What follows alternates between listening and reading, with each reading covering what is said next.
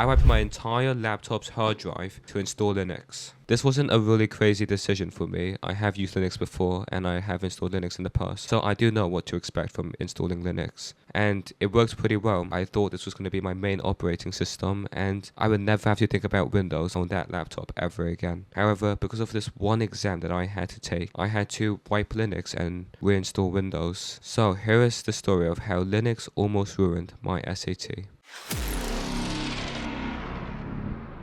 So, I have an SAT in 2 days, and I thought, maybe I should get that exam ready. And then I realized I didn't have Bluebook installed. I'm lucky that I checked, or else I wouldn't have had Bluebook. So, I go to the Bluebook website and learned that Bluebook only works with Mac and Windows. So then I googled, can I get Bluebook in Linux some way? There has to be a way to get Bluebook. I know people who use Linux my age. There's no way that Bluebook doesn't have Linux support. It didn't. The best you could do is use Wine. However, that's not stable and I don't want to risk it. So the only choice I had was to reinstall Windows. However, because I wiped my entire drive, I didn't have Windows anymore. I had to download it from scratch. So I installed an ISO of Windows and booted off the USB. When I booted into the USB, my mouse wasn't working or the trackpad wasn't working. I thought it was just an installation thing and my trackpad would come back. So I used the keyboard for the entire installation until I get stuck in one part of the installation, the network. When I got to the network, it told me that I needed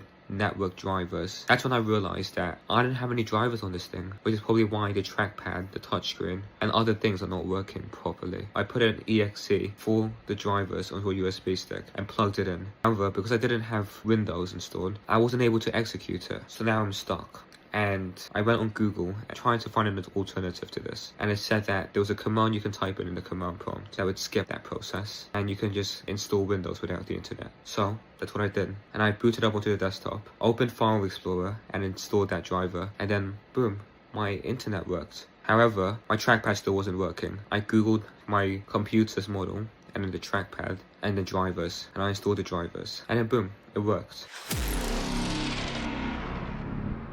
Now I just have one thing left to do with this thing. I hate doing this. Now it's booting off my USB drive.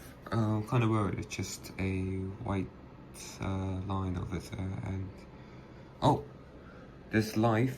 There is life. There is life. This is really good. Also, I use Windows on my main PC, so... yeah, this is the only thing I have Linux on. Oh my god, we made it, we made it, we made it.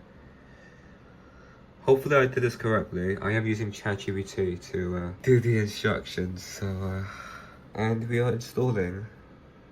So yeah. I know this is gonna go well because I've done this so many times, so I'm just gonna end the video now, and it's a bit of a short video, but this was also a very last minute video. I had another video planned, so yeah, see ya.